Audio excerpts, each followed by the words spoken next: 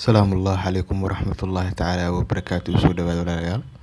Fiidiyooni maanta waa fiidiyo aad iyo aad xiiso u leh. Waxaan uga hadli doonaa qaabka iyo sida aad iskugu diiwaangelin laheeday ProofX ama qaabka registrationka aad u sameyn laheeday.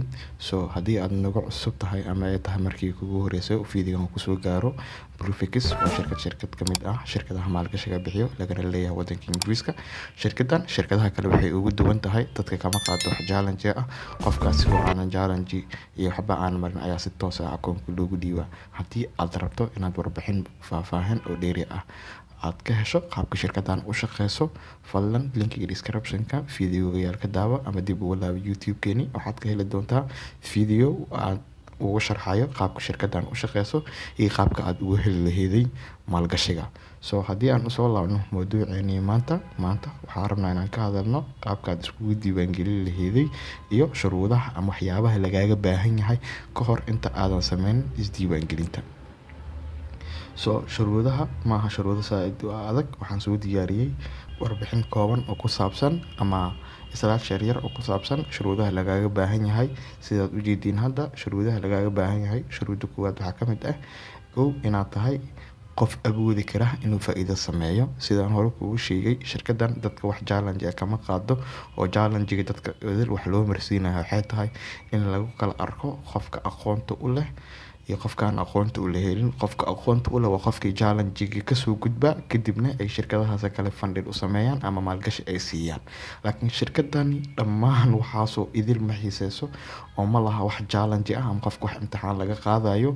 Si toos ah ayuu qofkii akoomankii u helayaa asigoo aanan wax imtixaan ah ama wax challenge ah aanan midba marin.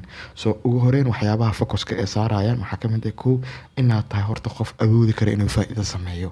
Dadka ay ayaga rabaan waa dadka kaliya faa'iidada sameyn kara. Shuruuda labaad waxay tahay inaad bixiso lacagta khidmadda akoonka ah. Waa inaad bixisaa ama awoodi kartaa in lacagta khidmadda akoonka aad bixin karto. Shuruuda saddexaad waa inaad leedahay aqoonsi sida passport, driving license, national ID card iyo wixii la mid ah. Sida aan wada ognahay, mar allaala markaad iska diiwaangelinayso brokerada ama shirkadahan platforms-ka loo yaqaano oo ah shirkadaha maalgashiga bixiyo ama hantidooda aad ku trade gareynayso iyo lacagahooda, waxay ku weydiinayaan aqoonsi. Aqoonsiga waxaad isticmaali kartaa passport, driving license iyo national ID card. Dadka Soomaaliya joogo gaar ahaan waxay isticmaali karaan ID card-rada maamul goboleedyada iyo kuwa dowladaba. Tusaale ahaan, ID card-rada oo dowladaha dadka ka shaqeeyo ama xarumaha dowladda kugu shaqeeyo, ID card-kaas waad isticmaali kartaa. Dadka Xamar ama Muqdisho gaar ahaan ayagana waxay isticmaali karaan warqadda dhalashada ee sugnaanta ee gobolka Banaadir laga bixiyo. Haddii taas aad haysato ama warqadda sugnaan oo meel walba laga bixiyo, waad isticmaali kartaa. Shuruuda afraad waa inaad haysataa warqad address kuna qoran magacaaga, address-ka aad degan tahay, kuna taariikhaysan 3 bilood ee soo dhaaftay, sida bank statement ama Swift code. Sidaan wada ognahay ayadana proof address-ka oo waxyaabaha ugu dhibka badan ee dadka ay ka wajahaan ama dadka Soomaalida, maadaama dalkii uusan lahayn wax address ah ama address-ii guriga uu leeyahay. Ayadana waxaa isticmaali kartaa bank statement-ka, waa isticmaali kartaa ama Swift code-ka. Shuruudahan waxaan filaa maaha shuruudo saaid u adag, waa shuruudo iska easy ah oo qof walba oo ka bixi karo. Hadda aan u gudubno qaybta xigta iyo qaabkii aad isku diiwaangelinta aad ku sameyn laheeday. Haddii aan u gudubno xagga website-ka ama aan booqano website-ka shirkadda, sida u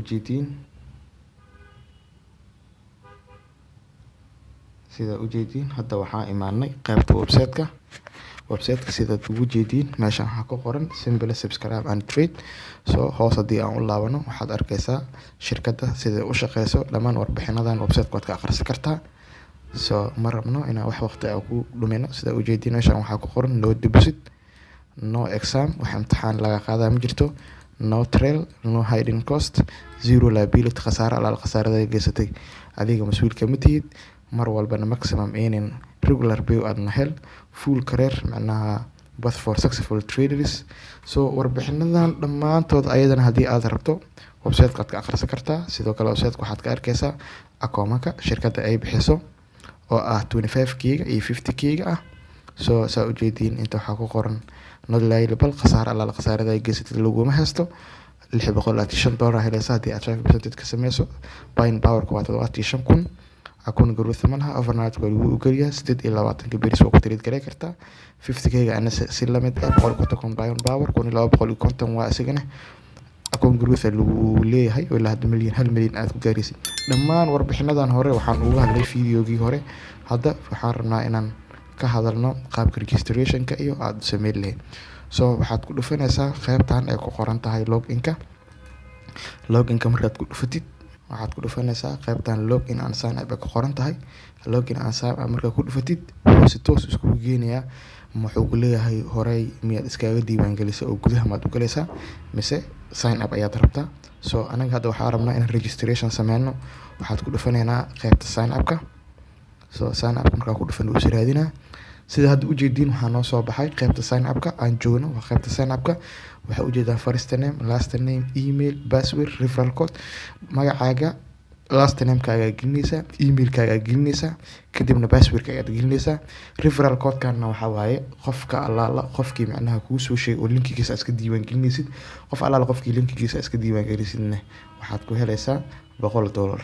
So referral code-kan videoyadii hore ayaan uga hadlay si fiican ayagoo sharxan inaad adiga lacag ka sameyn karto adigoo shirkadan akoonkooda aad ku ganacsanayso. So videogaas dib u daawo waa fahmi doontaa insha Allah. So xogtaana buuxinaa kadibna waa isku soo laabanayna. waa isku soo laabanay dhammaan xogtii iyo kulli waan geliyay, magacii waan geliyay, last name, emailkii kulli waan geliyay, dhammaan informationkii laga baahnaa waan geliyay. waxaa ku dhufataa hadda qaybta hoose ee ku qoran tahay sign upka. sign upka ku dhufo. sign upka markaa ku dhufatid wuxuu si toos isku geyn doonaa qaybta weynta dashboardka. registrationkaaga waxaa u baahan tahay stepskan inaad marto. hadda waxaan si toos ah usoo dhameynay qaybtii registrationka aheeday. sidaa ujeediin qaybta registrationka hadda tig ayaa saaran ama calaamad waxaa saaran buluug ayaa saaran oo macnaheedu tahay inaan registrationkii iyo magaceeni iyo emailkeeni aan soo gelinay. qaybta labaad waxaa waaye inaad paymentii aad sameyso ama lacagtii inaad bixiso. lacagta markaad bixiso so qaabka lacagta loo bixin lahay ayadana waxaad sameynaysaa. waxaa laga rabaa inaad kala doorato akoonka nooca aad rabto. sida ujeediin akoon 25k ama akoonka 50k akoonka rabtid labadooda ayaa mid subscribe aad leedahay. aniga hadda kasoo qaad waxaa rabaa inaan dhaho subscribe akoonka 25k. so waxaan ku dhufanaa subscribe meesha ku qoran tahay ayaan click siinayaa. so subscribe-ka ayaan ku dhuftay soo wareejinayaa. wuxuu igeeyay qaybta paymentiga ama lacagta aan ku bixin lahaayay. qaybta paymentiga sida meeshaan ugu jeediin si toos waxaan u imaanay qaybta labaad ama qaybta payga ee hadda ku qoran tahay. so qaybtan waxaa lacagta ku bixin kartaa credit ama debit card, PayPal ayaad ku bixin kartaa. sidoo kale perfect money lacagtuna waad ku bixin kartaa. marka optionadan ayaa available ah ayaad lacagta ku bixin kartaa. so qaybtan hore waxaa iigu qoran sida ujeediin lacagta subscription-ka la iiga rabo in bil walba ay tahay £99 in lacagtaas la iiga rabo. so qaybtan waa qaybta labaad. marka qaybtan markaad kasoo gudubtid oo lacagta ayaad bixisid ayaad waxaad tagaysaa qaybta saddexaad oo verification-ka ay ku qoran tahay. marka qaybtan verification-ka kaliya waxaa laga rabaa inaad passportkii iyo warqadii proof addresskii aad submit gareyso. kadib markaad submit gareyso waxaad u gudbi doontaa qaybta afraad.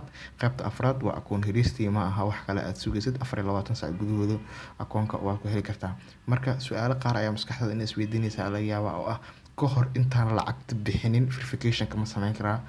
haa waa sameyn kartaa ka hor intaadan bixin. badanaa dadka qaar waxyaabaha ay ka caawdaan waxay ka mid ah ama xagga Soomaalida waxyaabaha ku dhibana waxaa ka mid ah in baasaboorradeeni iyo warqadii addresska aan inta badan brokerada wax aqbalin.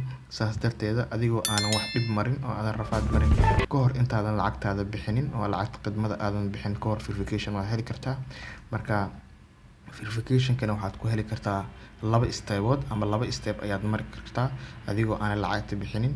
step-ka koowaad waxay tahay inaad sameyso qaybta profile-ka. inaad qaybta profile-ka aad tagto. qaybta profile-ka marka aad tagto kadibna aad meeshaas ka buuxisid oo aad ka dirto. ama step-ka kale ku xiga waxay tahay inaad booqato qaybta email-ka ama shirkadda meesha email-keeda ay ku qoran tahay. email-kan ayaad u diraysaa shirkadda. waxaad ku leedahay passportkan iyo warqadan addresska ayaan wata ma iga aqbalaysin. ka hor waa intaadan bixinin lacagtii. ka hor intaadan lacagtii bixinin isla gmail-kaas ayaga ayaa kuu soo jawaabi doona. waxay ku leeyihiin ha waa ka aqbalaynaa. kadib adigoo aanan wax rafaad iyo dhib aadan marin ayaa si toos ah lacagtaada u bixi kartaa. oo leedin already emailkaagii iyo documentiskaagiina waa la aqbalay. Marka stepkaas waa sameyn kartaa oo ah inaad emailka kor hadda qaybtan ka muuqdo aad u dirto shirkadda aadna ku dhahdo documentiskaana wataa ma iga aqbalaysiin, kadib ayaga kuu soo jawaabayaan oo jawaab cad kusoo siinayaan ku dhahayaan waa aqbaleen mise ma aqbaleen. Qaybta labaad ama optionka labaad aad sameyn karta ayadana waxay tahay inaad qaybta profile-ka aad tagto. Profile-ka markaa ku dhufatid saa ujeedin meeshaan waxaa ku qoran xog oo ah first name-kii, contact email-kii, street address-kii, country-ga, date of birth xilligii dhalashadii aheeday, mobilka, caasimadda iyo postcode-ka. Marka ugu horeyn buuxi faylkan buuxi oo magacaagii iyo waxaaga geli address-kaagii iyo kulli iyo xilliga aad dhalatay iyo caasimadda aad joogto iyo postcode-ka geli. Postcode-ka haddii aad Soomaaliya meel ka baxsan ka banaan wadankii meel ka banaan aad joogto postcode guriyaasha wuu leeyahay waa geli kartaa. Haddii aad Soomaaliya joogtana iska dhaaf postcode-kan ha buuxinin wax dhib ah ma leh. Marka soo waxaa sameyn kartaa qaybtan aad buuxinaysaa qaybtan emailka markaad buuxiso oo xogtan kulli aad geliso oo dhammaan informationadan meeshaan kaaga muuqdo kulli aad geliso, kadib waxaad sameynaysaa save ayaad leedahay oo waad save gareynaysaa. Markaad save gareyso waxaad usoo degaysaa qaybta hoose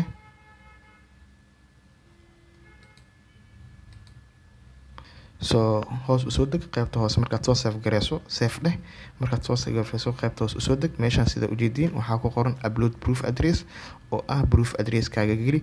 Proof address-ka iyo baasaboorkaba inta waa ka geli kartaa sidaan hore kugu soo sheegay. Option koowaad waxaan ku dhahay email inaad shirkad halkaas u dirto aad weydiisato ama inaad ka hor inta aadan lacagta aadan bixinin aad qaybtan profile-ka tagto kadibna aad click siiso kadibna aad proof address-kii iyo baasaboorkii inta aad ka xareyso kadib ayagaa kugu soo celin doono oo ku dhihi doono verification waa aqbalnay documentiskaagii iyo xogtaada oo idil. Sidaasna waa sameyn kartaa ka hor adigoo aan qaabkan waa qaabka kale aad sameyn karto adigoo aan lacagtii bixinin ayaad verification heli doontaa. Waxaan filayaa inaad fahanteen qaabka ugu fudud aad registration ku sameyn laheeday adigoo aan lacagtii bixinin aadna verification ku heli laheeday. Waxaan filayaa videogan inaad ka hesheen oo aad wax ka fahanteen. Video xigo waxaa idin leeyahay. Asalaamu calaykum waraxmatullaahi tacaala.